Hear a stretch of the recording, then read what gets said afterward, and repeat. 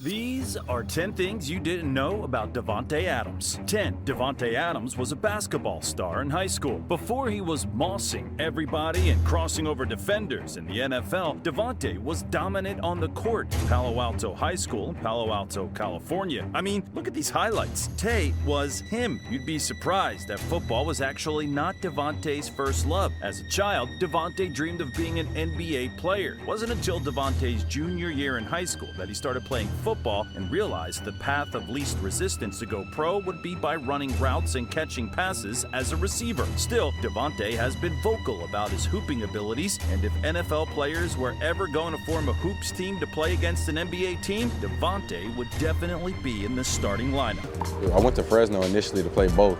I wanted to do basketball and football, and they were kind of feeling it too. Yeah, I might be able to throw one down real quick, but it was still kind of too much. So I was kind of like, I'm gonna just do this and just kind of give my all to football to make sure I can, get the most out of it.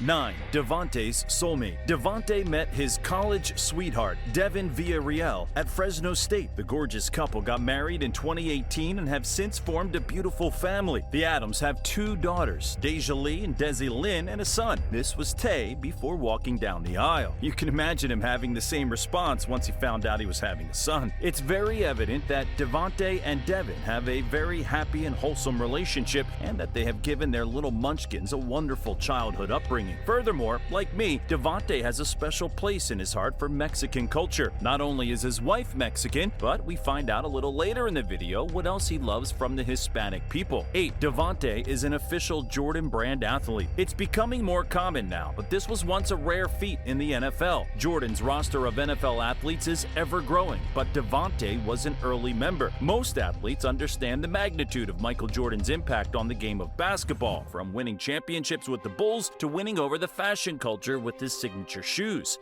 MJ's success in life has many athletes dreaming of joining the exclusive club, but only players that are the right fit are welcomed into the brand. Ironically, with Davante's ties to basketball and his respect for Mike as the best player ever, it's only fitting that he belongs in the prestigious circle. 7. Davante dabbled in construction. When Davante was a child, his parents split up because of his unfortunate circumstance. He spent a lot of time with his grandparents. He gives a lot of credit to his grandma, Betty "Baby" Adams, for raising him all the way through high school. When he went pro and got big NFL money, Betty never wanted what her grandson earned. But that didn't stop Davante from jumping at the opportunity to bless Grandma Betty by renovating her home in East Palo Alto. And he didn't just pay for the bill. He got his hands dirty and was really involved in the entire process. Once Davante finishes his NFL career, he can totally pursue real estate development if he wants. Take a look at these results. He made sure to give Grandma Betty a major upgrade in the kitchen for her amazing cooking, and he elevated the living room, making it much cozier for the Adams family to watch him score touchdowns on game day. 6. Davante's favorite food. Speaking of food, remember when I said that Davante loves Mexican culture?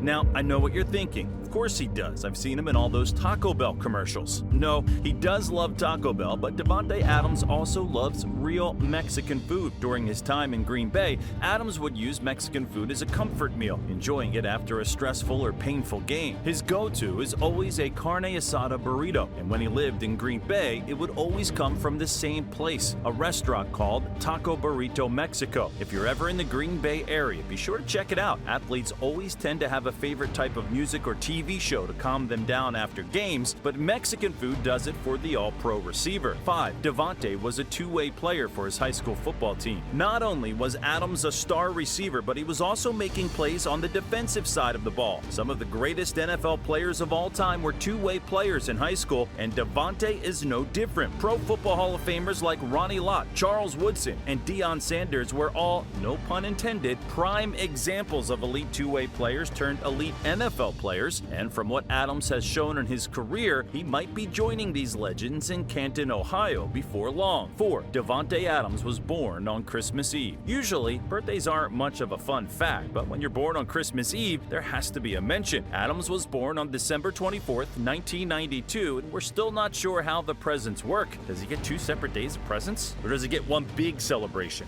Davante, if you're watching this, please let us know. We're all curious. Adams absolutely loves playing when it's close to to his birthday, catching 226 passes for 2,564 yards and 29 touchdowns in the month of December in his career. Christmas is very clearly a special time for Davante, so watch out for the Raiders that weekend. 3. Bulldog accomplishments. In 2011, Davante Adams committed to Fresno State University, and despite redshirting his freshman season, he played his first lick of collegiate football in 2012, catching passes from former Raider quarterback Derek Carr. For 2 years as Fresno State Bulldogs, Carr and Adams were a dynamic duo. In their 2 seasons together, Adams set records, and his sophomore season was especially incredible. Carr and Adams connected 131 times for 1,719 yards and an insane 24 touchdowns in their final year as collegiate athletes. Ultimately, they were separated in the 2014 NFL Draft, but would be reunited in 2022 when the Raiders traded for Davante. The reunion was short-lived due to Josh McDaniels ruining Derek Carr's tenure in Vegas, but that's another story. You ever think there will be another reunion between Carr and Adams in the future? 2. Sneakerhead. Like most athletes, Tay is a huge fan of collecting sneakers and wearing fire on his feet. As mentioned earlier, Adams is signed with Jordan Brand, and he shows that off every single Sunday on the field. Michael Jordan's kicks are recognizable worldwide, but Davante gets the honor of wearing them in cleat form. Whether they're the classic Jordan 1s, Jordan 4s, 5s, or 11s, he's always repping Jordan when he takes the field. Davante has competition from fellow opponents, but he might have the coldest shoe game in the NFL if his cleats have anything to say about it. Are you guys ready for the final fact? 1. Davante Adams fell to the second round. This makes absolutely no sense, but it's true. NFL scouts misjudged Davante big time. On his player bio on NFL.com, this was written: a long-limbed, sure-handed possession receiver with starter-caliber positional traits, lacks top-end speed and strength. As a 21-year-old, third-year sophomore entering the draft early, is still growing into his body and developing core strength. A poor man's Michael Crabtree. Adams possesses very intriguing upside to be groomed. What do you think? A poor man's Michael Crabtree? A valid knock on Davante was his 40 time. He ran a 4.5, but he produced 1,700 receiving yards and 24 touchdowns in his final year at Fresno State. But guess who else ran a 4.5? Larry Fitzgerald. He actually ran 4.6 and was drafted 3rd overall in the 2004 NFL Draft. The greatest receiver of all time, Jerry Rice, ran an unofficial 4.7. He dominated the NFL for a long time with Joe Montana and Steve Young, and even in old age with the Raiders and Rich Gannon. So maybe speed shouldn't be the only metric teams covet. Every single team in the NFL, minus the Green Bay Packers, has to regret the decision of passing on him because Davante Adams has been an absolute game changer and one of the greatest receivers of this generation. Nobody has been as consistent as Tay, and he proved every single team in the league wrong for passing on him in the 2014 NFL Draft. Depending on who you ask, he is still the best receiver in the world, but ever since number 17 landed with the Raiders, general consensus in the national media has cast him off into the shadows. Davante and the 2024 Raiders will shock many football fans and rise out of the shadows. There's too much hidden talent on that team, and they finally have a leader in Antonio Pierce who fully believes in them. Looking back to Adams' breakout year in Green Bay in 2020 specifically, he proved to be a special